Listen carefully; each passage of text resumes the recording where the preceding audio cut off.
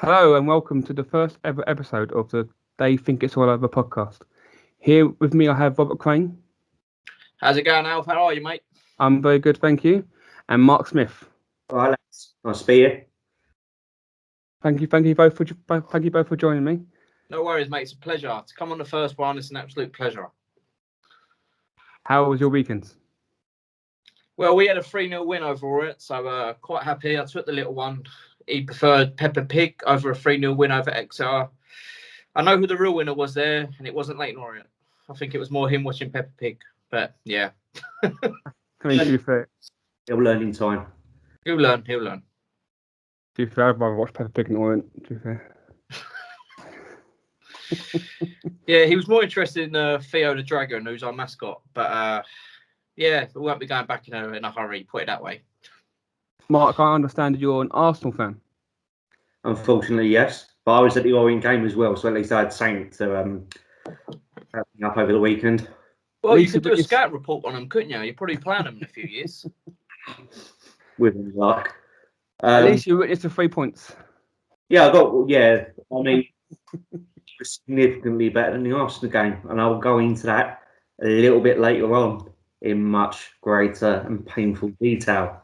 Thank you very much. Looks so happy to do so. Yeah. Right, shall we get straight into it? The first game that we'd like to cover is Man United versus Leeds. Yeah, I think this was a bit one-sided, wasn't it? I think going into it, I expected a bit more from Leeds, but I think Man United just showed they're going to be a massive threat this year. I think the surprise package from the great game was Greenwood. I didn't really expect him to be too involved, but I'm only going on fantasy football. It's the reason why I was keeping an eye on the game, but he seemed to have got, I think he got 1 goal. Was it 1 goal or 2 goals and an assist? I think he's going to be a threat this year. He's quite quick. He's young. He's hungry. Maybe going off Rashford at the Euros, he could see what you could possibly achieve there, regardless of the penalty shootout. But, he's got some good players around him. He's got a lot of idols to look up to. And I think it's a great environment to be in at the minute, Man United. I genuinely think they will be in that top 2, maybe top 3 area. But I think you'll probably see I say that about 5 or 6 teams this evening. So, yeah. I mean, to me, Man U look like they're going to be the total package. I think that once McTominay develops into the player that a lot of people think he's going to be, pretty much you're looking at a complete starting 11 that can challenge even on the European stage. Man U are probably my dark horse for the title. And when you look at the players they've got with the signings of Varane, and then you've got world-class players like Bruno Fernandes in the lineup, and then you're talking about the young players like who are coming through. Like Ole Gunnar Solskjaer's got an incredibly talented team there, and they have got the ability to go and win the Prem. It's a case of whether they do it or not. But given how they played against Leeds, not with their strongest lineup, I think the future's bright for Man United this season. I think first half was very good. I think it was very close first half, but I was very impressed with Man United's pressing. They didn't give Leeds an ounce of space, and that led to mistakes for a couple of chances and the first goal. I've got an interesting stat about Fernandes. Since February 2020, he has the most goal involvements in the league. Who's this, Fernandes? Yeah, he's just world class. He's just different class. When he come over from Sporting, I think we expected big stuff, but I feel like he's probably one of the first players you could probably say has replaced Ronaldo. As ridiculous as that sounds, if you look at his goal involvements and stuff like that, he come in and started with a bang. There was no settling down period. He's done it straight away. He's grabbed Man United by the bollocks and he's putting them back on the map effectively. I think that they're one potential midfielder away from winning the league. I think McTominay, he's good, but the one person they'll be looking at is Declan Rice next year.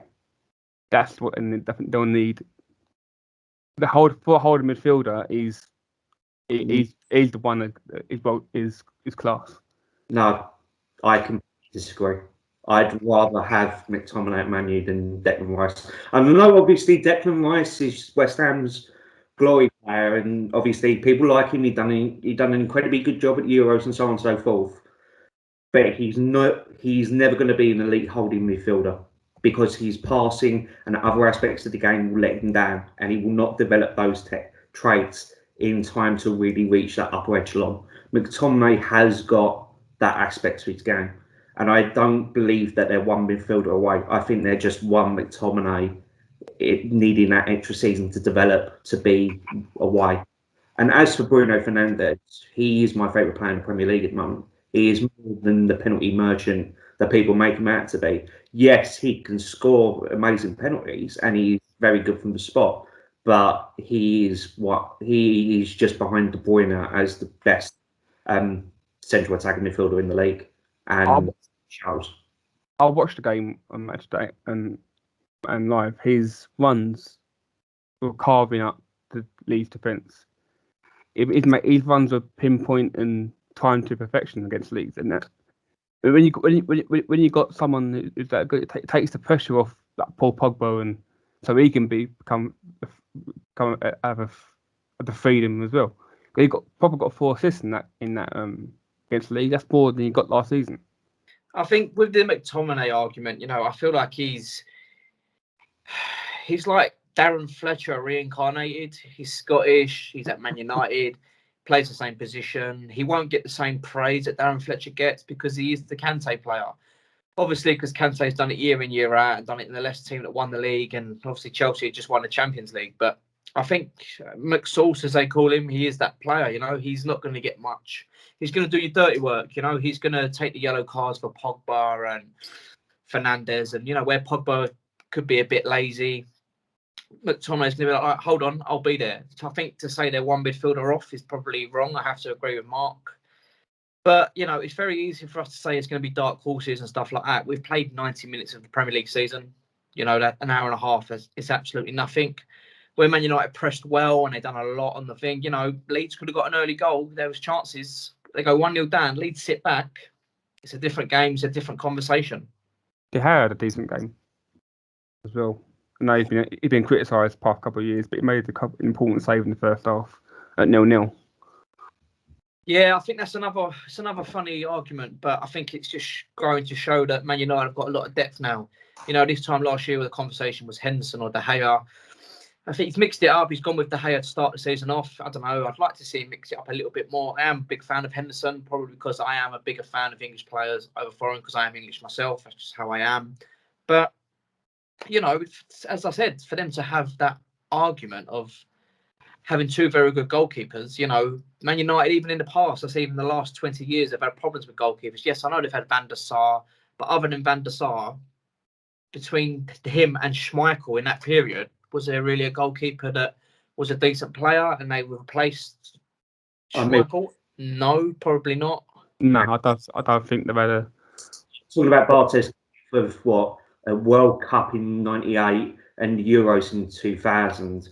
Yeah, he was obviously he never played up to the standard that he thought he'd be, but he was obviously still better than the likes of Roy Carroll. Yeah, 100%. But I genuinely meant like a player you can count on in a big game scenario, or big game situation. Also, I've never had a good a really decent backup goalkeeper. Exactly. I feel like if De Gea got injured, they're like, okay, no problem. We've got Dean Henderson. It's not a problem. It's really not. Ben Amos, Ben Foster. Personally, if I was Ole Gunnar Solskjaer, I would lean more towards Dean Henderson because I am a big fan of the homegrown quota. It's like we play Football Manager games and stuff like that. When your first choice goalkeeper is English and homegrown, it takes a lot off. It's a lot easier. I think that would be in the back of Ollie's head as well. The reason why he hasn't really been linked anywhere this summer. But hey, I think we'll come back to Dean Henderson when we talk about another Premier League team signing an English goalkeeper. But that's none of my business for now. I think Ollie's done a really good job. If people really took over saying he won't be good enough, but I think he's doing a really good job. 100%. I feel it's weird because he was hot then cold. He signed a new contract. He was terrible. It's a lot of Man United fans criticise him, but a lot of them really do back him. Personally, I'd like to see him do well because he has been there for a little while. I think this is the most time probably other than Jose, that someone's had a lot of time at Manchester United to try and repair, not damage, but the squad that Sir Alex Ferguson had left. It wasn't, like, come on, let's be honest. Other than Robin Van Persie, that squad wasn't really going anywhere. There was a few good youngsters at the time, but to the fact that I can't even really remember many of them, probably shows that they wasn't exactly world beaters to go on and do stuff. But, you know, I really hope it works out for Oli, but there's too much competitive edge. At some point, he will get sacked. Just in the fact that the Premier League is just getting stronger and stronger and stronger. Should we move on to the next game? Next game is Watford versus Villa. Oh boy, where do we start with Watford v Villa? Well, I had Villa to win that. I really didn't expect Watford to beat Villa, if I'm honest. I don't know, Mark. What do you think? Yeah. I mean, first off, obviously, with sympathy, we love Dean Smith. I think he's a fantastic manager. He's done well where he took an Aston Villa team that was in the Championship. Their big player in Jack Grealish. The transfers they've made on paper look amazing. To get Tom Bailey, who I've been fond of for several years. Buendia was one of the best players in the Championship last year.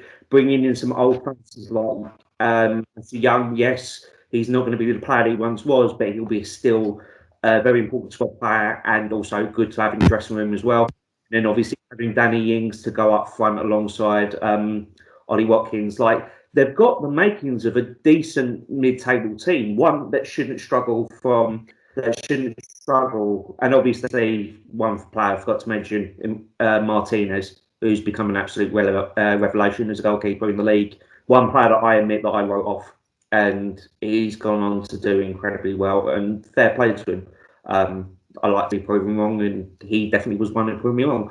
But you're looking at, and it's one of the things I've noticed about a lot of these games, most teams didn't field their best and strongest lineups going into week one. And I think that has been partially the problem for Aston Villa. Some of these players need to obviously get to, work together, gel over time, especially when they've made as many transfers as Villa, and obviously losing Grealish as well in the heart on that midfield. This is just a blip on the road of this cover, and I think they'll have a good mid-table season this year. What it is with Villa as well, though, sorry, I have to cut you off. You're taking a player of Jack Grealish out of that team, right? I know he's been given 100 million to do it. Realistically, I think Dean Smith was probably given maybe 65 million of that. Let's be honest, he's not going to be given the whole 100 million. They wouldn't probably trust any manager with that type of money, especially at a club of that size. And effectively, you've taken Jack Grealish out of the team. Who do you replace him with? No matter who they replace him with, they have to change the system. Tactically, when you take the main man out of the team, there is no way they can effectively throw another player in that role or any player that is out there up to the same quality of Jack Grealish, even just below. There's no way they'll find anyone. You can tell, they spent the money on Leon Bailey. I think they spent the money on, who's the other one, Mark, we said beforehand? Buendia. Yes, he does play out on the wide a bit more than probably Grealish. We can play him in the centre, but again, he's not the same player. So for Dean Smith now, he's got to realise, obviously he's done it over the summer, the players probably know what's going on now. He's had to reshuffle the deck.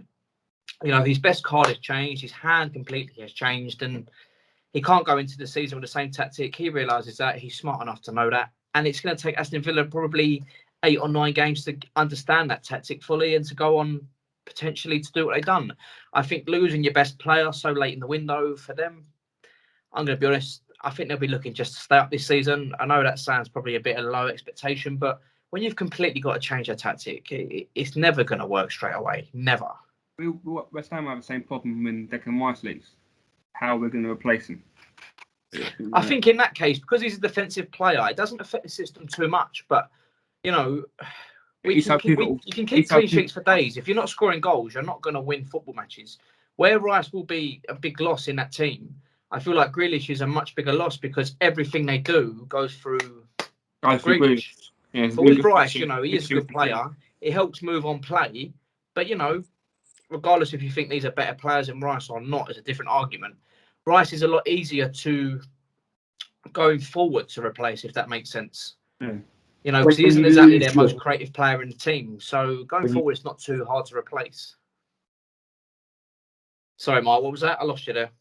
So replace that playmaker in your midfield. You know, that is a huge key piece that you lose. The fact is, you're never going to make a like-for-like replacement, regardless of who you're working with. But it is such an vital role in any team system. And obviously, the plan is, by the looks of it, that it's going to be Buendia taking over from Grealish. It's just a case of how do you get Buendia, who's going to be playing in a much more central role than what he did at Norwich. How is that going to be affected? And the other thing as well is how they're going to implement Ollie Watkins now they've got Danny Ings. Whether they stick Ollie Watkins on the left wing, whether they just rotate. It's going to be interesting to see how they actually structure that front four. Oh, look, sorry, I've gone. Go ahead. Sorry. Going on to the game itself, I watched it. I mean, Martinez should have done better for the first goal, but their defending was awful. When their left back, Villa's left back Target, he could not keep up with Sarr. I mean, Sarr was quality. Yeah, I think we could easily sit here and say how bad Villa was, but I feel like we should really celebrate Watford coming back to the Premier League. You know, I thought they was fantastic. Their new signing, Dennis. Dennis and Sarr, he got a bit lucky with the first goal, but he didn't panic. He just picked his spot again and done it. You know, that's sort of some of the best strikers do. It's not pretty. It's not nice. Didn't look good on the eye. But end of the day, regardless if he scored from 50 yards or from like I don't know where it was. I think it was around the penalty spot. It doesn't. It still counts for one goal. It doesn't count for any little bit more. Yeah. So, I think I love the way Sarr just got the ball and he drove at pace towards the box, and that's hard to stop. It's hard. Yeah, I mean, and he's such a good player. I'm quite surprised they kept hold of him. To be fair, even when Sarr showed his ability in big games, especially one.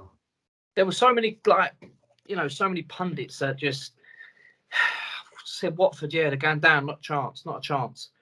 They've signed some good players, They've signed Danny Rose, regardless if he plays or not. You can imagine him around the changing room. There was about 4 or 5 years ago, he was a big role at Tottenham when they was getting into the Champions League and pushing for the title and stuff like that. I think it's easy to forget. But he's still 30 though. He's still got a lot to offer. Yeah, 100%. And he's got Sarr ahead of him, so he knows if he needs to, he can just knock it long. And Sarr will probably get there. But again, I just think it's easy for us to say, Villa need time, which I did say that, But I think we need to celebrate Watford as well. I think that was fantastic on the day, honestly. Be an important 3 points by the end of the season. It's a massive. That's a massive one. They rack up, they'll be so vital, especially because I think Watford will be looking for just staying up in the Prem. That'll be the bare minimum of what they want to achieve this year. And it was a 97th minute penalty as well. So effectively, you could say it was a comfortable win. Barring in the last few minutes, but I don't think they've been too bothered. To be fair, they look too fair. Watford look comfortable the whole game. Let's see. It's all a bit exciting. The fans are up for it. The fans are back. Watford are back in the Premier League. It's all exciting. Ooh. Let's wait till November, January, where it's cold, it's wet, and they're on a bad run. So let's see what happens then. The next game we move on to is Norwich versus Liverpool. Well, my fantasy football really enjoyed this one. But look, I've got a feel for Norwich, man. I think whenever they come up, their fixtures are just never great. They never really get the luck of the green. They've got Man City away next. So, as a fan, fantastic run of games to go and watch. As a manager, he's probably pulling his hair out. His hairline will probably be worse than mine by the end of the week. But I'll take some doing, Rob. Again, I don't want to sit here and write teams off after 90 minutes. But can anyone realistically see Norwich staying up this year? Nah, not at all. Pukki, yes, he's a very, very good championship striker. But he missed he's no Mitrovic. Mitrovic has showed he can do it in the Prem as well as the Championship. Pukki, yes, he had a green spell of about 6 games. Everyone got excited. Fell off after that. That's about it. But You need a striker that's going to score goals. We said it about Dennis with Watford. Is he going to be the man to keep him up? No.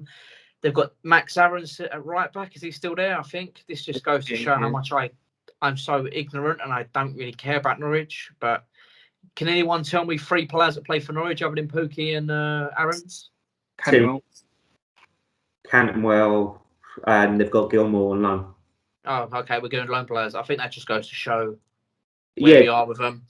Good luck to them. I think I'm just bored of seeing them in the Premier League. I really am. I don't care. I really don't. I mean, did you watch the game or highlights? Yeah, I did watch the game. As I said, I had a few of them in my fantasy football team. That's why I watched it. And it's Liverpool. Liverpool, quite an exciting team, especially with the front three that they've got. I'm pretty sure you're probably going to move on and think, where do I see Liverpool in the title race? Again, they'll be thereabouts in the top 3. So that's 2. If you're listening, that's 2 teams I've said that'll be in the top 3 thereabouts now. But, you can live right off Klopp. I see a Liverpool fan say, "Oh, what, you're making Liverpool underdogs?" And I agree. That's probably one of the worst things you could ever do is put any Liverpool team. They need a centre midfielder. Liverpool. They let Wijnaldum go, and they've still got Milner, Henderson. They're in their 30s now. Henderson's going to be a little bit injury prone. They need a centre mid to come in. 100%. I think a lot of people I've seen online saying, "Oh, do you think Klopp's stupid? Do you think he'll leave it to the younger players?"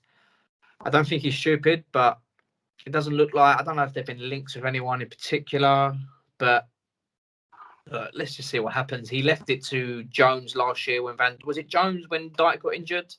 I don't think it was Jones. It was a youngster. Nat Phillips, I think it was. Phillips, sorry, apologies, Liverpool fans. He done pretty well, to be fair to Nat Phillips. Yeah, he did, but he's not replacing Virgil van Dijk, and they fell off. And was they realistically in the title race last year? They was in and out of it. They wasn't really a threat to City. Van Dijk was a massive blow. He really was. But now he's back. He's fit. They've got a centre mid problem.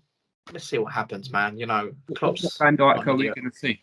What Van Dijk are we going to see? Are we going to see the same Van Dijk before he got injured, or is the injury going to affect him? Well, Mark, talking on injuries, do you want to take this one? I think he's going to be fine. I don't really have any real. I don't think I have the same Liverpool midfielders. I think the two of you do. With a full complement midfield of Thiago, Henderson, and Fabinho, I think they are solid, and I think this will be the year that Jota takes over. I think I've underrated him in the past, and he scored one of the goals against Norwich. And I think this is the time when he'll break through alongside Mane and Salah. Remember, Firmino could always go back to a cam role if needs be, so there is options there. Liverpool still got an incredibly strong side. There's no question. And I think, obviously, having not just Van Dijk, not just Matip, and Gomez back as well, they've got their centre-back depth now, which was their main problem last year. Yeah. Have they got? I don't think they've got the depth that, say, a team like Manchester United have in comparison. But obviously, they're still going to be a major threat. They're still going to be one of my favourites of the top 4 this year. And we'll see how it goes for who wins the title. But they'll definitely be up there. Also, their fullbacks, their backup fullbacks. I can't name their backup fullbacks. I mean, see Mikas playing left back in the yeah. Obviously, having the depth is important, but you're talking about 2 of the best fullbacks in the Prem with. Oh yeah, them Arnold and Robertson are world class. They have got a complete 11. It's just whether their depth will be the difference maker compared to the depth of City, United, and Chelsea. I think it'll be an interesting season for Liverpool this year. Yeah, I hate, even in today's game, I'd hate to be a fullback. It just seems to be, back in the day when you had Gary Neville's, it looked like such a simple thing to do. But now the whole role is so advanced. You need to be able to tackle. You need to be quick. You need to be able to defend, obviously, because you're right back. You need to be able to attack. You need to be able to step into midfield. You need to be able to cover at centre back. It's like an all-round position now. It's ridiculous. But as you said, I think they've got the 2 best players at fullback to do it. But it's the other positions they need to worry about. But I think even when you start rolling off the names off the tongue, when you think they've got problems at centre mid, do they really? I don't think they do. Going forward, next 4 or 5 years, they probably will potentially have a problem with it. But this year, I think they'll be totally fine. Top 3, I said it. It's another team. But yeah, I think they'll be disappointed. But as I said, as all the other teams have been spending, the league's getting stronger and stronger. So many other teams now are just going to settle for top 4. All right, next game is Chelsea versus Palace. Chelsea versus Palace. I was disappointed we didn't see Lukaku. I understand he's had to isolate for obviously reasons what's going on with the government and the world at the minute, which is fine. But 3-0 trolloping, it just proves they're not struggling for goals. Palace, Vieira's first game, as I just said, new manager, new system. Players need to get used to it. Chelsea's system probably won't change too much with the players they've signed. I think Lukaku's going to be a massive, massive step. Are you going to get him 20 goals this season? I'm not going to push them into the top 3 because it puts me under pressure then. But, they're going to be in there. He's a different player to when he left United. Oh, 100%. I think, being dumped off to go to the likes of Everton and Man United, they weren't the same Man United as today. He dragged Inter Milan to a title in Italy, regardless of what you think of that Italian league now. They beat a Juventus team that have the likes of Ronaldo and Dybala, and we can sit here all day and say the teams that are in that Juventus team, but they've done it. I think Lukaku was the main thing of it. He's shown that he can score goals wherever he goes. He did score goals at United, but I think, when you're playing for a team like United, it's different to Chelsea because no matter what you do at United, it's always remembered. The pressure, every little shot you miss is always remembered, Now he's gone off and he might have missed as many chances as he did at Man United as he has at Inter Milan. But just because we've just seen the goals, that's all we see. We don't see the proper stats. We don't see the chances he missed. But I don't know. I think, did they need him? Probably yes. Werner's been a bit of a disappointment. I fully expect Werner to bounce back now because the pressure will be off him because everyone will be looking towards Lukaku. You'll probably see Werner now come out of his shell a little bit more. But who knows, man? Football's a weird game, isn't it? What are your thoughts, Mike? I mean, Chelsea is still going from strength to strength from the Champions League win last season. The signing of Lukaku makes a lot of sense because obviously another homegrown player to add to their list. They've strengthens the depth of striker. Obviously, they've lost Giroud. Yes, there is a big difference between Lukaku and Giroud in terms of quality, but that is a massive upgrade. And even if you move Werner to the bench, you bring him on at 75, 80 minutes with that pace. Hopefully, that might spur him on a bit more. The one thing I'd be interested to see is obviously at Inter Milan, Lukaku had a partner in Martinez, who was also banging the goals as well. He's going to have that with the likes of Pulisic, Mount, Cab, Ziyech. I'm just thinking 4 cams that are incredibly on the rest of their team. Like, again, they've got the depth. I'm unsure about the goalkeeper. I'm not a fan of men. And obviously, I think Kepa is money. But you've still got good players in front of them in the defence. Obviously, they've still got good players coming through. Maybe Lukaku coming in and taking that goal scoring responsibility could help Werner. Because now it's not all down to him. He's got a bit of pressure off him. I mean, Werner can play one of those cam roles. He can play the left side of cam role. He has got a bit more versatility to what Lukaku is. But when you're talking about a guy who will get you those goals, I think obviously bringing in Lukaku is just a massive strength. Having that striker is incredibly important because if you don't play with a good striker, you could lose to a really crap team like Spurs. So it is important to have that depth. And again, Chelsea is still one of my favourites for the top 4. Still think they can do well, and I think they're going to be better than what they were last season, especially coming off that massive Champions League win. I think Lukaku is going to be a bit like a train. It's going to take him a little while to get going, but I think once he gets going, it's going to be pretty enough unstoppable. So the fact that he missed the game through isolating, to me, he's obviously not been on the training ground. So he hasn't potentially.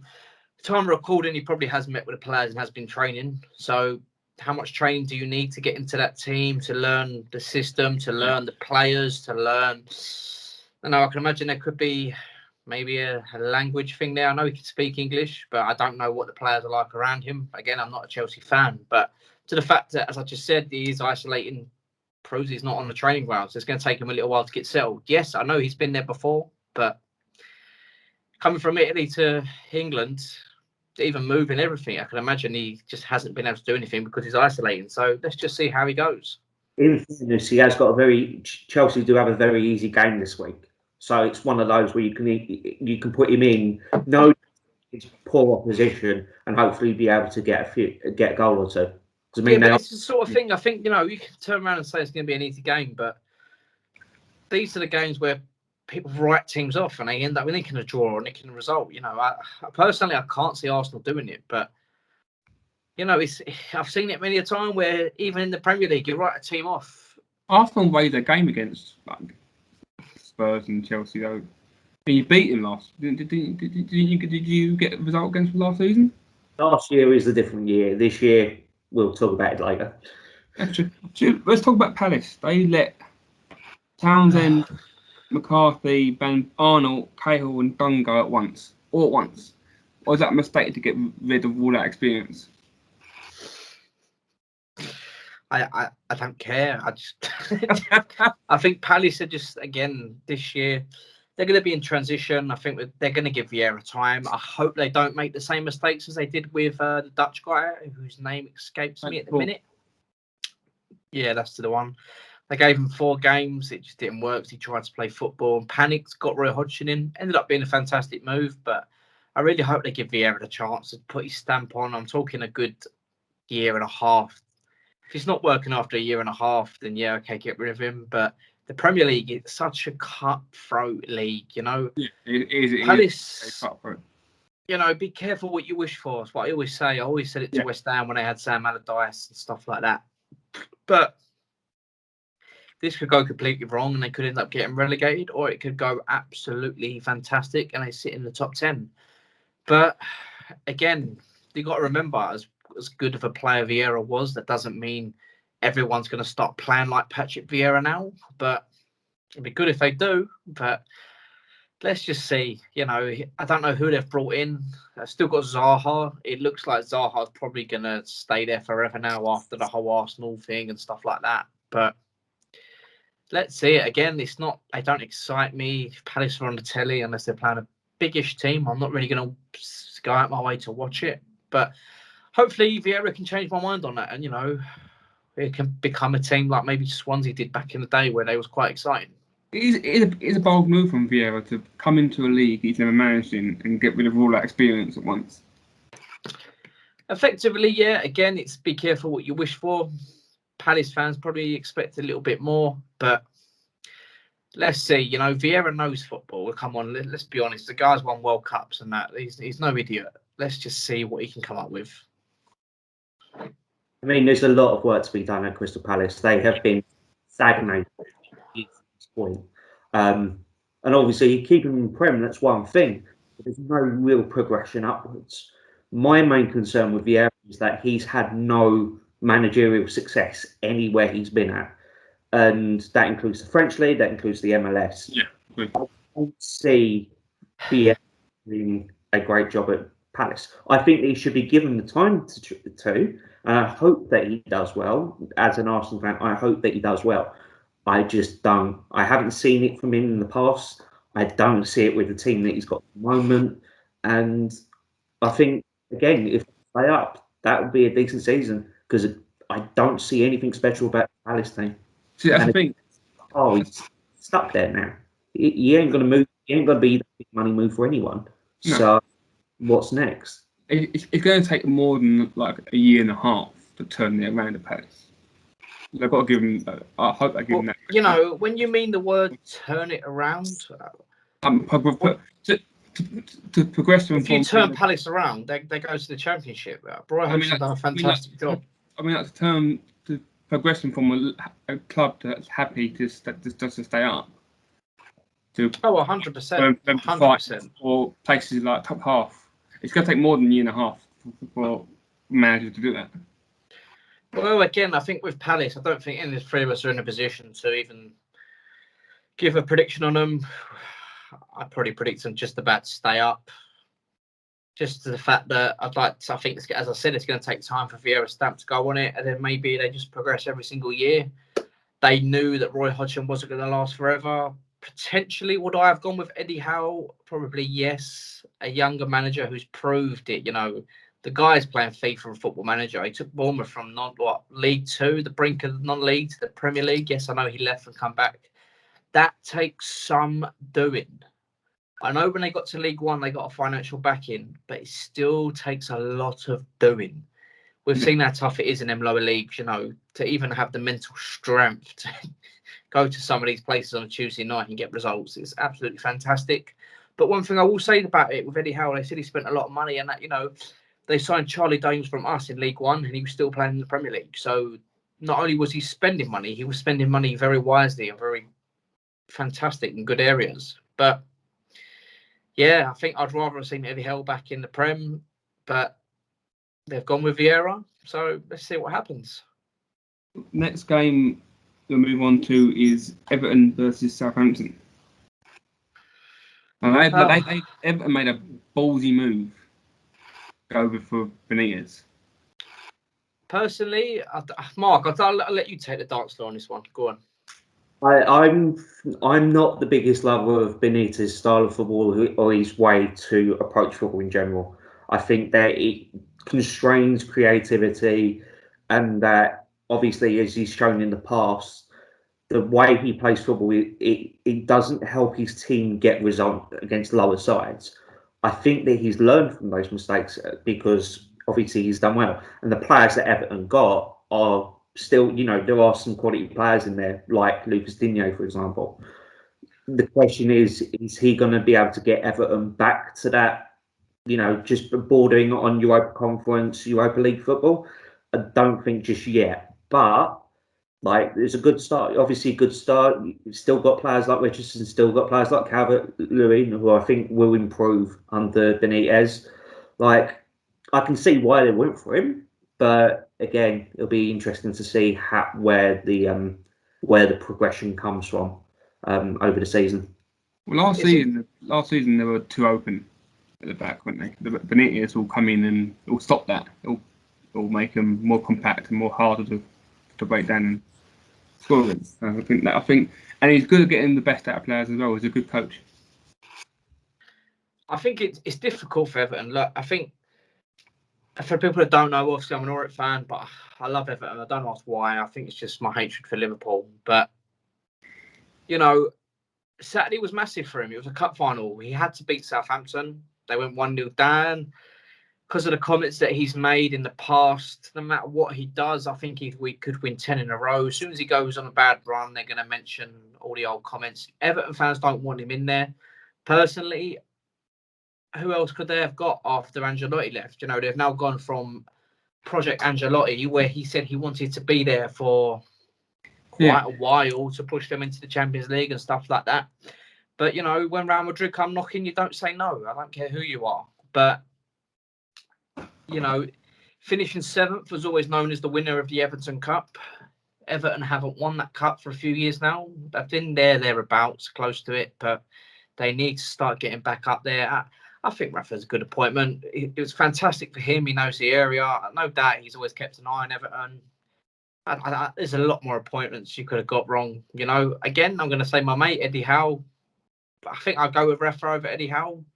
Yeah. You know, Rafa has won Champions Leagues in the past. Yes, I know a very good Liverpool team, but give him time. You know, he done with Newcastle. Newcastle, you know, to please them Newcastle fans, he must have been doing something correct. I got a stat, an interesting stat. It's not really a stat, it's more of an observation. Both strikers that West Ham were linked to in the summer have scored in the opening game. Danny Ings and Adam Armstrong. That's a big jump. Go on, Art, go on. That's a real big stretch for a stat, but like... Yeah, it's more of an observation than a stat. Like, you know, strikers that can score goals, like, yeah, you've got Antonio, but don't keep in your lane, mate. Keep in your lane. I think I am quite worried about Our lane's Europa League, mate. What's your lane? Tuesday night against Stoke. I'm quite worried about Southampton. Adam Marshall's a good buy, but to lose Danny Ings like that, it looks like Ward-Prowse could be leaving. I'm not too sure. I think there was a few clubs sniffing around, but saying that, the last time I thought Southampton would go down, they went on to finish 5th. I don't know if anyone remembers that. That was quite, and they won. I think they got to the League Cup final against United and finished 5th when Pele or whatever his name was there. But who knows? I think Southampton for me are one of the teams that go down. I watched them against West Ham a little while ago. They've still got the same manager, and I just thought, they're shit. I didn't offer nothing, and that's when West Ham was struggling.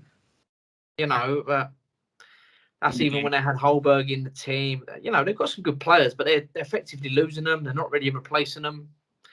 Southampton, for me, I've just come back from there. The place is effectively still trying to get over World War II. It's like a zombie apocalypse there, and everyone's been bitten. I find it very hard to think that they had 2 teams in the Premier League at the same time in Southampton and Bournemouth. Effectively, how Southampton got into Europe, I don't know. I'm just ranting. I've had a really bad day in Southampton, so train was still cancelled. The lot. You know what? If you're watching this from Southampton, this is not a podcast word. This is my words. Go and fuck yourself. I can't. I think we'll move on. I don't want to know. The Southampton game. I think that. Lost one of their players in Danny Ings. Like Ward-Prowse is really one of the only players that still have value in that side. Like I see him standing up quite with the players they've got at the moment. I just think they'll be one of the teams that will get relegated. It's a ticking time bomb. When Leicester turned up and smashed them. I know they bounced back, but they're not going to be able to keep doing it, and they'll just turn into the Championship like they did back in the day. I think when they did come up, they was quite exciting. They had Adam Lallana, I can't even say his name properly, apologies, Ricky Lambert, Oxlade-Chamberlain. I know he left quite early, but that money was reinvested quite well. Ward-Prowse was there at the time, I think. Van Dijk, Jose Fonte, they're not exciting anymore. They're really not. I mean, who will Liverpool buy out of that Southampton team now? I think it's Ward-Prowse is probably the only one who you could make an argument for. Not to get in the first team, but as a registration and squad player. The only thing exciting about Southampton at the minute is Peppa Pig World. That's about it. That's all I can take away, and this is a football podcast. So he was the right height for it as well, wasn't he? That's why he liked it. There we go. Right, moving on. The next game is Burnley versus Brighton. Did anyone watch it? No. I watched the highlights. No. Look, I'm going to say it again. A lot of people are writing Burnley off this year. Again, Sean Dyche, he knows what he's doing. Burnley fans realise they have a fantastic manager on their hands. But Sean Dyche will never go anywhere. Clubs are just not willing to play the football that he plays. And again, it's showing that you don't have to have the great players in the league. As long as you know what you're doing and you keep it simple and you play to your strengths, it works. He got this team into Europe. Okay, trying to keep Burnley into the Europa League places every year would be probably an impossible task. Keeping them in the Premier League is a fantastic task, and he just seems to do it. And it's always quite comfortable. When was the last time we see Burnley on one of them survival Sundays or something like that? They put a lot of trust in Chris Wood, and Chris Wood repays it. I'm a big fan of Chris Wood. I think he's big, he's strong, he knows how to finish, he's not slow. I like him at West Ham. But again, he's an ugly striker, not in the face, but like to get the job done. Again, he's big clubs are not going to come knocking on the door for Chris Wood because he's a Sean Dyche player. I know the game finished 2-2, but in general, they're 2 clubs who play pretty boring football. Yeah, I think especially they need to play set pieces, but it's Burnley. A lot of teams like Burnley, they expect teams to come onto them. Brighton kind of backed off. Burnley kind of backed off. It was a bit of a game of chess. We could have gone on for ages with it. I'm surprised there was quite a few more goals in it. Personally, I'm worried about Brighton. I think there'll be another team really, really struggling towards the end of the year. Another team that could just fall out of the league. But I think Burnley will be all right. You know, even down to their shirt numbers, they're organised. Even if you check the kit numbers on kit day, they're organised. They're ready. I'm telling you, I think they'll be all right. Well, since Potter took over, the highest they finished is 16th. Yeah, but I think from Brighton fans' perspective, he offers something that Chris Hughton didn't. He does actually try to play the game no matter what. They're always trying to pass it out from the goal kick. They're always trying to play good football. I think finishing 16th every year, it could be another case of be careful what you wish for. I can't imagine Brighton have the biggest budget in the league, as you can see from the players that are coming in. Trying to attract players to come to Brighton.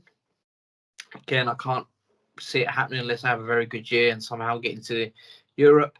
I think the UEFA Conference could be something Brighton could aim for through the cups, maybe. I think that's the only way they could propel by getting more money in. But the game is money now. You know, it's unless you're willing to spend 40, 50 million every year, there's no way you're going to progress in this league. Well, I think sell a player for 50 million and, you know, mug off a team for one of your centre, you're perfectly fine. But no, I think Brighton will be obviously one of those teams on the cusp. Burnley, they're just going to be able to play their simple, pragmatic football, keep themselves in the bottom half of the table, keep themselves solid. Most of the team is still from last year. They've got the consistency. There's no worry there. Again, like Brighton, not another team that excites me, apart from Steven Elzate, who's, again, a late night player. So I've got a bit of a tie. But no, I don't see anything. And I think it's the old Chelsea left back or right back. Is it Lapete? I don't know. Yeah, it looks like a decent prospect. He's like decent. Yeah. Chelsea let him go for about 2 to 3 million as well, I think it was, which was an absolute ridiculous snip. But they need more shrewd business like that. They've proved they can do it. So I just think this is the year Brighton fall out the Premier League. All right, we'll move on to the next game, which is Leicester versus Wolves. The Foxes versus the Foxes versus the Foxes.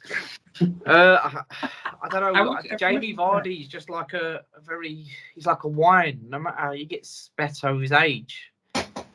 He showed how good he was at the weekend. It's Jamie Vardy, isn't it? Personally, I think Wolves are going to struggle this year. I really do. I agree. Again, I think they had their system. It got broken last year. It showed it didn't work. But I don't really know too much about both clubs. But I think Leicester, are they going to get the Champions League this year? To the fact that we're even saying that, if you said this 4 or 5 years ago, it sounds absolutely insane. But they're just showing that that's how you run a football club. You know, yes, they should put a bit of hard work in and a lot of luck to win the league. I know probably Leicester fans will probably agree with us. Like them winning the league, they did have a lot of luck. They deserved it. They worked hard for it. But they've now took that money and they've reinvested it correctly. They've brought in some fantastic players to keep them up there. Beautiful new training ground. Putting your money where your mouth is. They're not idiots. You know, I think the chairman's son's come in again, and what happened was tragic. But they bounced back. They won the FA Cup. You know, everyone was like, "Oh, they've won the Premier League. That's it now." No, they're knocking on the door every single year. Other than the year they won it, because they had a bit of a transition period after 1 year when they won the league. But I think that's because they had a lot of pressure and a lot of eyes on them that year. But they won the FA Cup last year. You know, they're still winning trophies. They're still knocking on the door of the Champions League. They've bottled it twice in a row. Okay, but Brendan Rodgers knows what he's doing. He's a fantastic manager. Why a club like Arsenal didn't take him when he was at Celtic, I don't know. Surprised he didn't go to a bigger club, but look, he knows what he's doing, and he's sticking at clubs for a while now, which is effectively working out. Even under Liverpool, I thought it was unlucky not to win the league. Okay, it's very easy to go, yeah, but Suarez was fantastic. All right, but he's going to play for the manager, isn't he? He's not exactly... Okay, he lit it up at Atletico Madrid because he's got a good manager at Simeone, under Simeone, but didn't do it at Barca as well as he did at Liverpool, did he? So I think it all goes down to the tactic and the manager. And Brendan Rodgers is getting the best out of Jamie Vardy at the minute, and effectively is showing why they should be in the Champions League every year. Sorry, Mark. Ask you, mate. Trophies without quality players, and even this Leicester side, they have got quality players. Even down to like the left Thomas, who played I think, was it 19 games before he won his first trophy. Stick that in your pipe, Harry Kane. But They're quality players. They've been able to buy smart. They're quality centre mids in the likes of Ndidi and Tillemans. And obviously they've still got Jamie Vardy up top. And Pereira at right back. They will be Europa League. They'll be in the Europa League spots this year again. They're still a solid side, and they are getting better. The only thing, they've still got a few years left to get out of Vardy as well. And even when Vardy leaves, I have more than enough confidence to they'll replace him with someone good because they're an incredibly well-run club. Yeah, they are. They're it's even to the fact that, there's an argument if James Maddison should leave Leicester to go to Arsenal.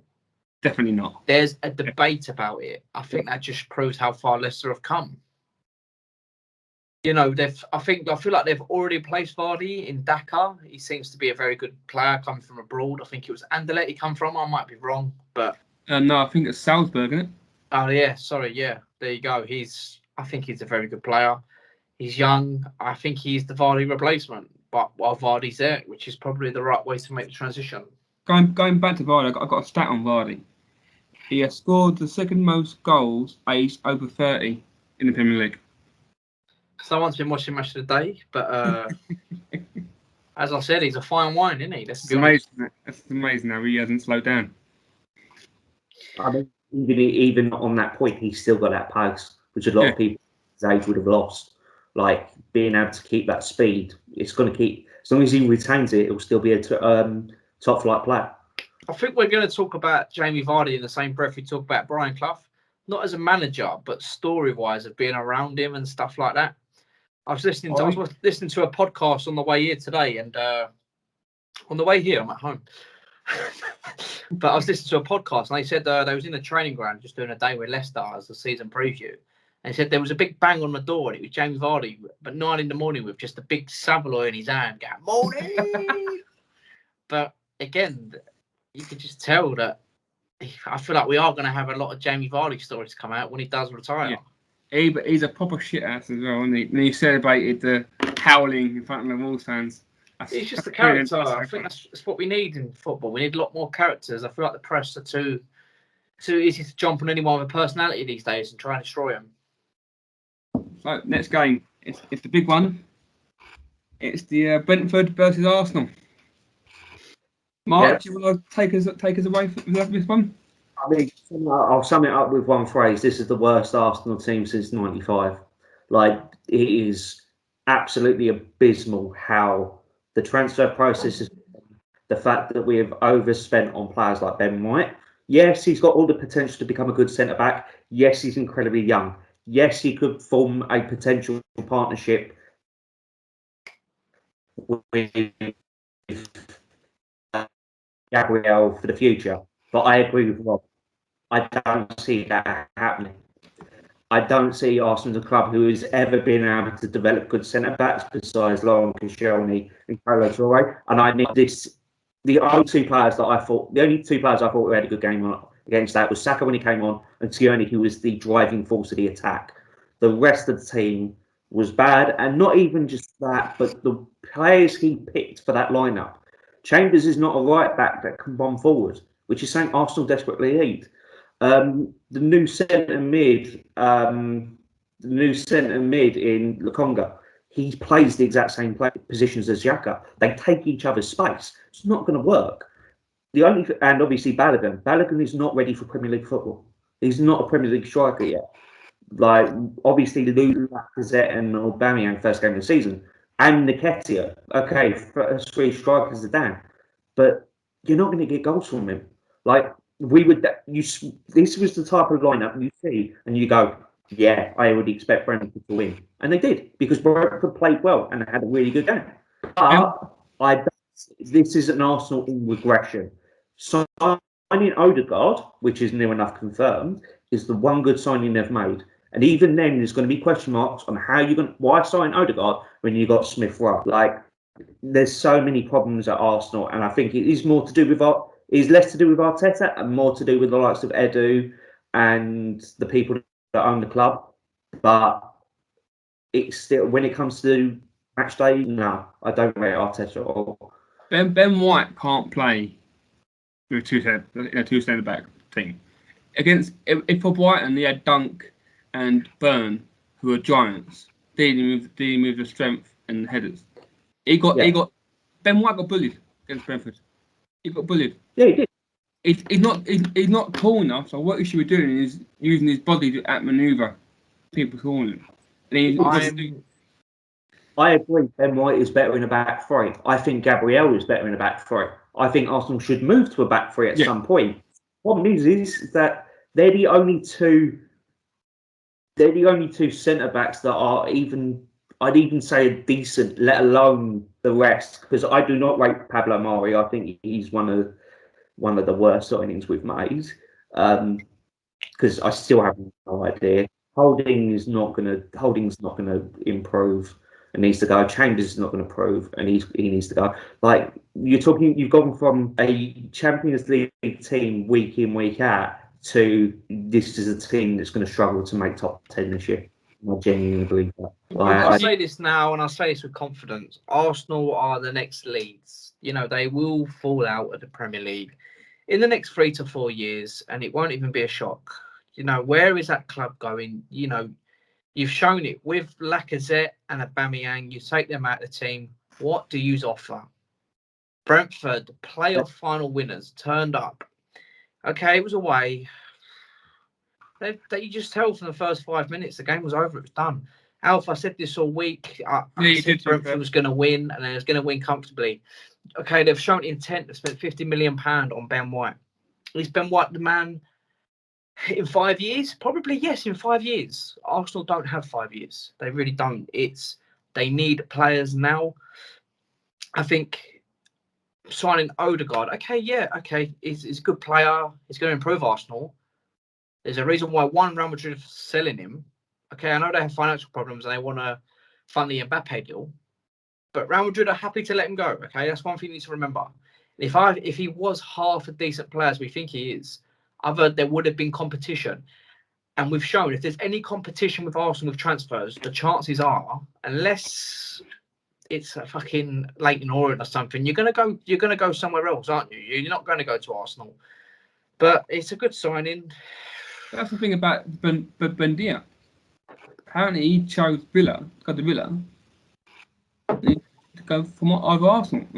I've never seen that in my 31 years of. I don't think Arsenal went in for Buendia.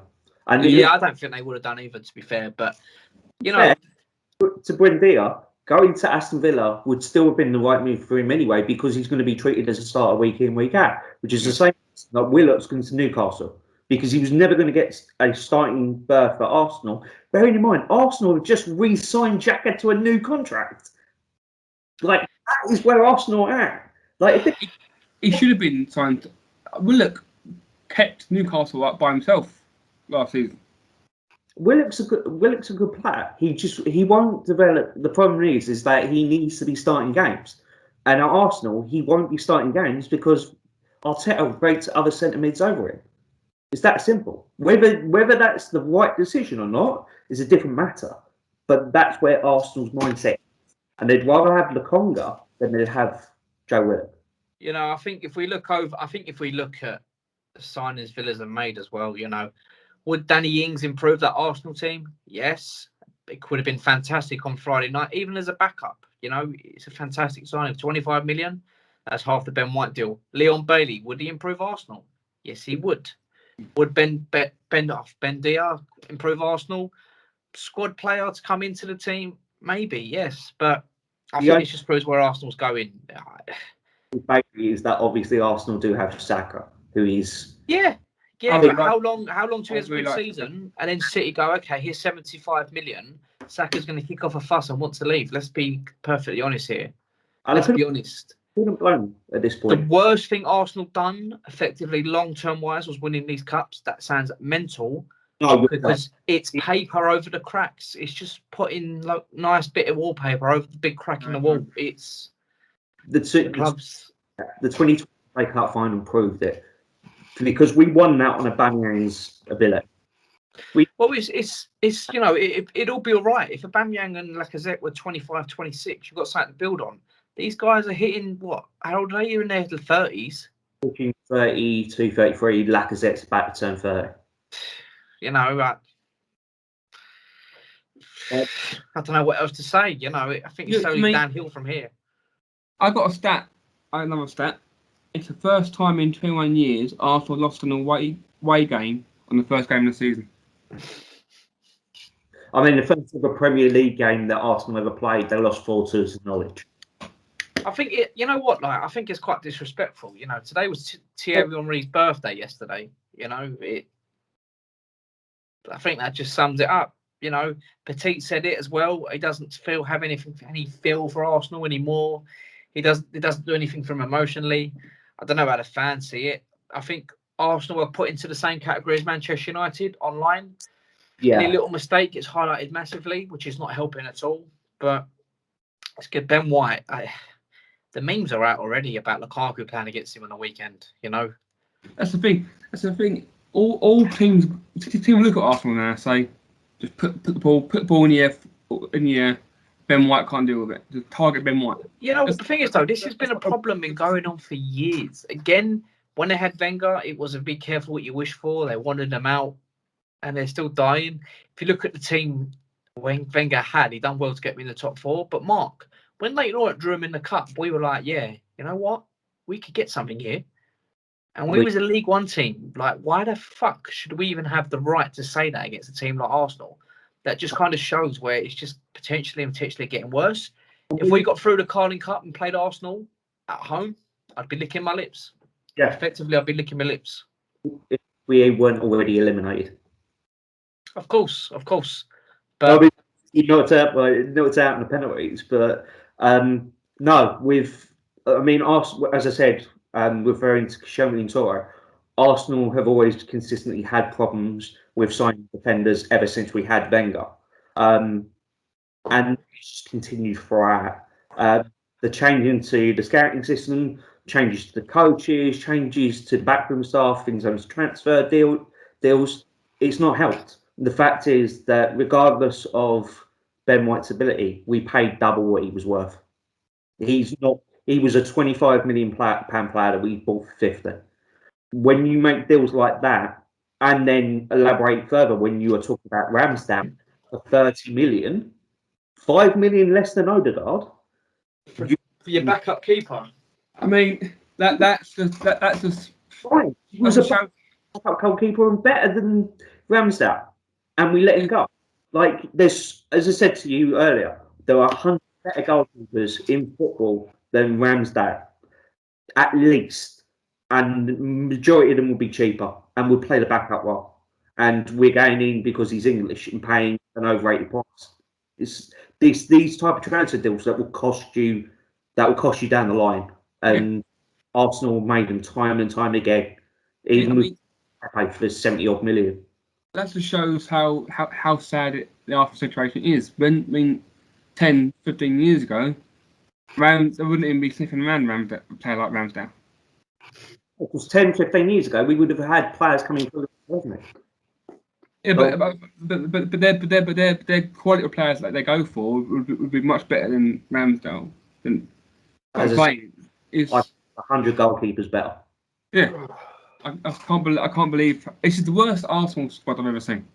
Yeah, Arsenal in the mud, mate. That's all I've got to say.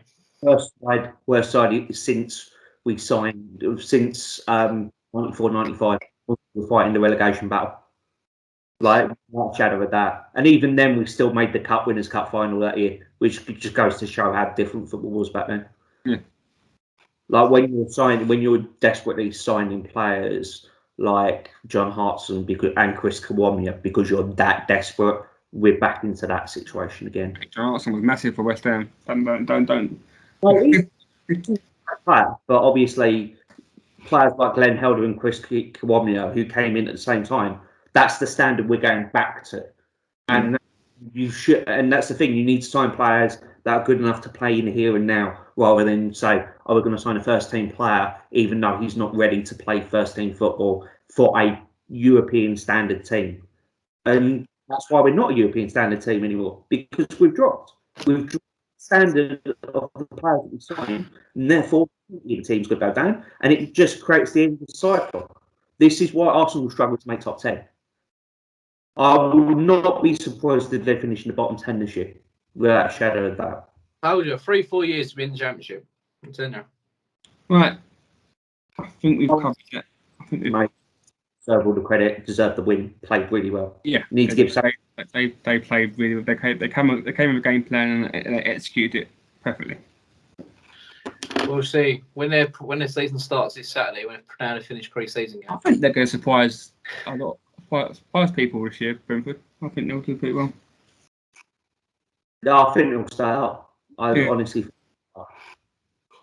Right, next game was City versus Spurs. I mean, I was called the importance of playing a striker. Like, this is the same problem they had in the Champions League final as well. Do not care about, tactical evolution and all this crap. You need to have someone up top who can put the ball in the back of the net. If you're going to not only treat Gabriel like a joke by being a backup striker to a team that doesn't even know the striker, but if you're going to keep neglecting that situation, it will cost you. It cost them the Champions League final. It cost them against Spurs. Like,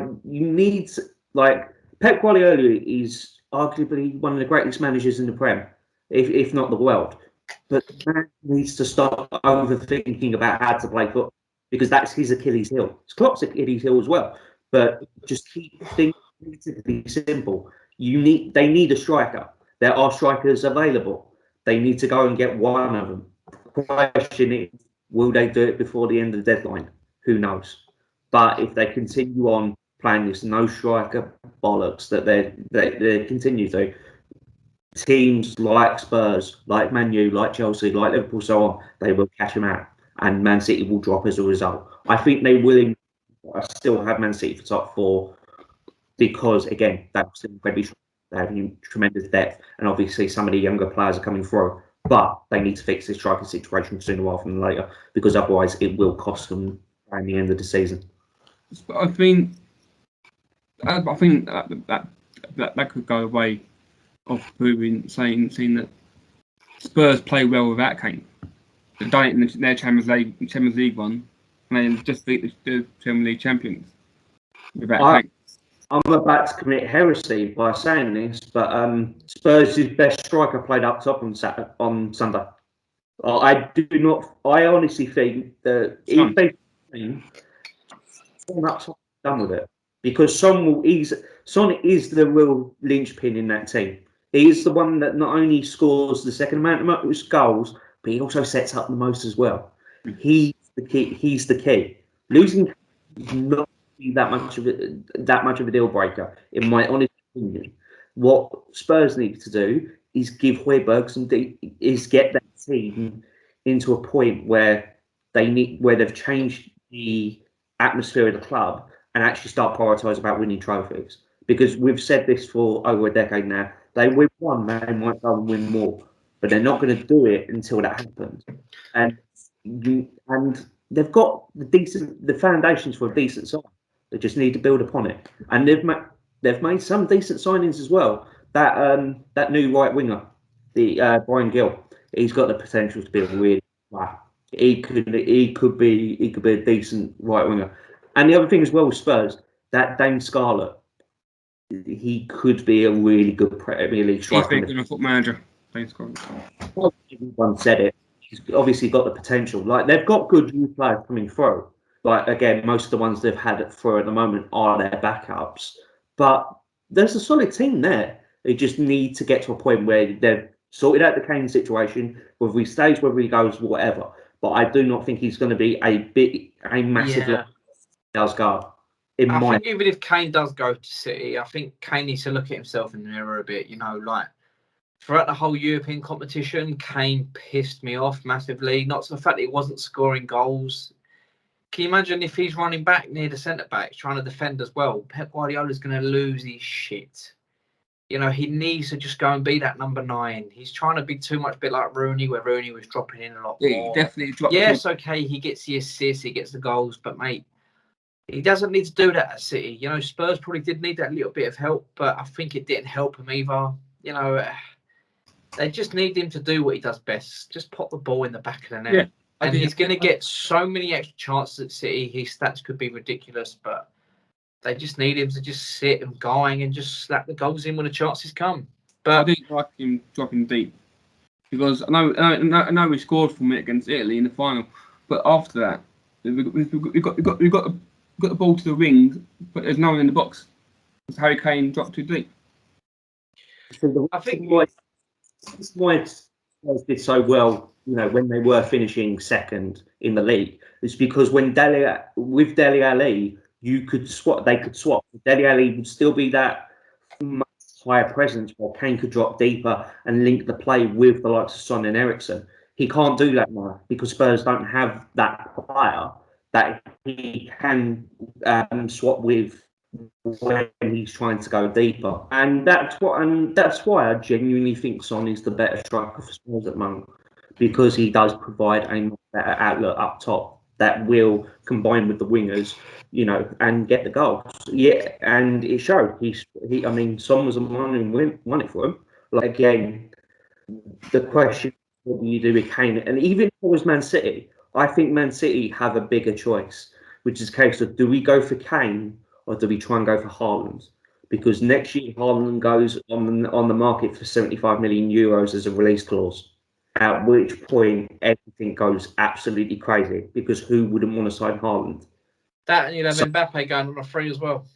Yeah, it becomes crazy. I think that this is Kane's one moment of, he will either get out and go to a top 4 team, or he's going to do a Shearer and he's going to be stuck at third, because no one's going to be able to afford his wages by the end of this.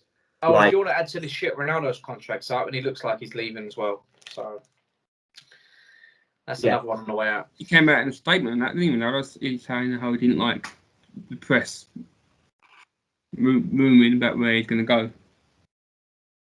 But that's the thing. I think this is Spurs at crossroads. What do they do with Kane? They can keep him, but I don't think it's going to be. I don't personally think it's the best long-term solution for the club. I wouldn't want a player like Kane now in the squad who refused to come home, refused to train. I wouldn't want him. I'd get rid of him. I'd want players who want to be there and want to play. But I think it's easy for a fan to say that. Levy's he's either, what did he do, just to concede 80 million and have done with it? No, he's going to take the club to the bank. He's going to run with every penny he can so he can put as much back into the squad as possible, as well as profiting well for the club.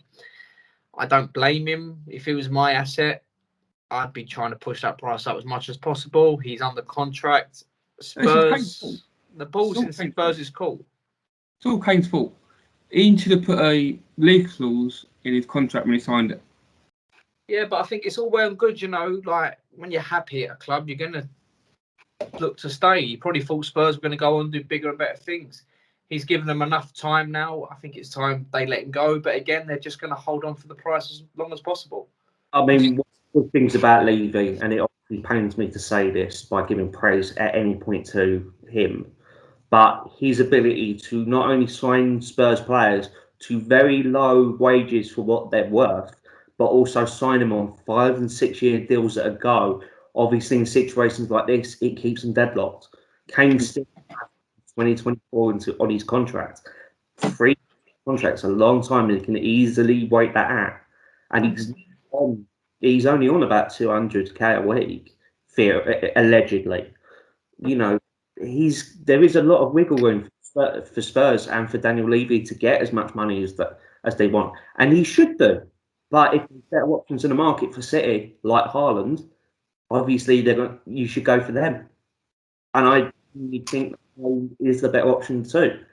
And he'd probably even be cheaper than Kane, which is ludicrous. So that's the deal. Is what Levy goes to a point where he either sticks or he folds. And again, if he puts the price up too high, I think Man City will look elsewhere, because there are strikers out there that go into City and do a job. And it's not just Harry Kane. Right. Next, move on to the next game, which is Newcastle versus West Ham. Got nothing to say. Let's move on. There's no point talking about this game because we're going to be here for even longer than we already have. Go on, Alfie. You might as well just gush and be done with it. I thought the first half we were awful. We were absolutely awful, defending wise. You can say St Maximin was class for their first goal, but after you can, which it was, but you've got to defend better than that. You've got to stand him up, not dive in. That's what he likes. Fabianski was awful for both of their goals. And the first goal was across his 3-yard box, in 3 yards. So all he had to do is take a step forward and punch it out. And the second one, he just let it dribble past him. I mean, it won't be long before Areola gets his first start. I think the second half we were unbelievable. Ben Marma and Rice were unbelievable, unplayable in that. I don't know. St Maximin turned Rice so much he turned into risotto by the end of the match. But I don't know. Second half, St Maximin did nothing. He was quiet all second half. It shows that they struggle. You know, they're quite inconsistent. I think that's why clubs didn't come in for St Maximin, but it's another story. But I think the main thing was the penalty, wasn't it? Really, but it was never a penalty. That was never, not many years. I looked at it. Was it a foul? Yes, it was a foul. I think you got the ball was first. Was it a penalty? No, it's. I think you got the ball first. If I'm honest, I think you got the ball first. I don't think that was a penalty. But you know, our fourth goal was quality. It's Antonio who's now joint top goal scorer in the Premier League for West Ham, and he started off at right back. Do you know what the goal scoring record is for West Ham for their top goal scorer in the Premier League? The other one is, I think it's Tony Cottee. No, in the actual Premier League, it's only 48 goals. I think that's the only thing with West Ham strikers, isn't it? They struggle to keep hold of a goal scoring striker or even get one. But we had one, but he got injured by Sean White-Phillips. Oh, there you go. Ian Ashton. Reference every time we talk about West Ham, I suppose. One question that I want to ask while I've got the opportunity: who is the better centre mid, Souček or Rice, and why? Oh, that's tough. They play both two different roles. Both play mid. I just want. But Declan Rice is. Declan Rice is the more defensive, and Souček also goes box to box. I think. I don't know. That's hard. I think Declan Rice is better. I think he's more important to us than I think. Souček obviously is class, but I think Rice will be the harder boots to fill when he leaves. I always love that argument because I hear that a lot from West Ham fans. They'll say Rice over Souček, when I would argue the complete opposite. I think Souček offers so much than what even West Ham fans may even realise. And it's always an interesting question that I like to ask. Like Ham have obviously they've got the makings of a decent team there. Antonio, admired Antonio for his work rate and the fact that he's been able to move up the pitch, which is something that doesn't happen for a right back to become a striker. And he's done a great job, but I still don't think he's going to be a striker that he's going to take you to the higher echelons. Well, this is what West Ham fans' problem is with the board. Everyone can see he's not going to play 38 games. And the extra games, he's got 26 games, maybe maxing them because of his hamstring. And they haven't gone out and bought a striker. Everyone can see it, apart from them. They don't want to spend money. Well, the board is useless. We're close to signing this Fiorentina centre back, but because the agent fee was £3 million more than they wanted, they didn't pay it. And they're multi-millionaires. Yeah, but they still want to make a successful business nonetheless. That's the reason why they've made money out of us, Mark. They knocked down Upton Park, and then got the development company that they have shares in to build the flats and sell them. That's smart business. Like, you know, we happen to like Arsenal. Buy me a fucking river. They should be investing that money into the squad. Our training ground It's porta cabins, our training ground. I know. Your training facilities are rubbish. You sound ungrateful to me. Matt Jarvis said, whenever West Ham buy a new player, they don't take him to the training ground until we sign a contract. It's all gone through. Well, I don't fucking blame him. I wouldn't even take him to West Ham. And you go. It's fucking embarrassing. I'd rather take him down to Dagenham training ground than make on the contract up there. It's just ridiculous. They need to spend money. We can see it. Everyone can see that Antonio legs will go, and we need another centre mid because Noble's legs have gone. I mean, but legs went in like the early 2000s. That ain't any different. I'm Noble, but we need another centre mid, and cockroach. You can't. He will not die. But you talked about earlier about Leicester, about how they spent money on their team. They spent on their facilities. Until you do that, you're going to be stuck in this purgatory, and you will be. But it's not just. It's just the training facilities and whatever else that's there. Your coaches are not good. They were. We moved from Chad Relief. To Rush Green. So you're not gonna make those progressions until you make radical changes in the backroom stuff. But why would you? When, let's be honest, I've already stripped you of everything West Ham was worth. Yeah. To invest because I've made my money. So you can just meander for all I care. That's it. Yeah. Long as they make money, they don't care. I mean, Arsenal has the same problem, and so does Newcastle. I hope you go bust, you useless cunt. We'll move on. Anyway, with Newcastle, yes, they've signed Willock. They're still going to be in the same place they were last season. I don't see any real changes there. Not enough team that excites me, apart from players like Saint-Maximin. I really like him. Just no changes. Good luck to Willock. I hope he does well. That's my bit on Newcastle. Right, so a couple more things before we switch off.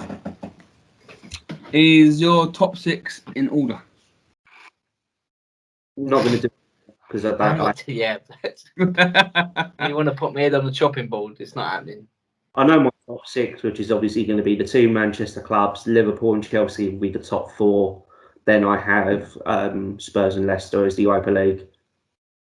I think it's a crapshoot for the 7th spot for the Europa Conference, but that's my top 6.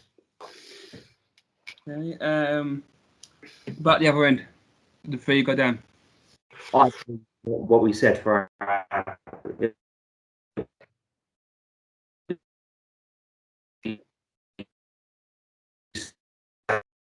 Southampton will be.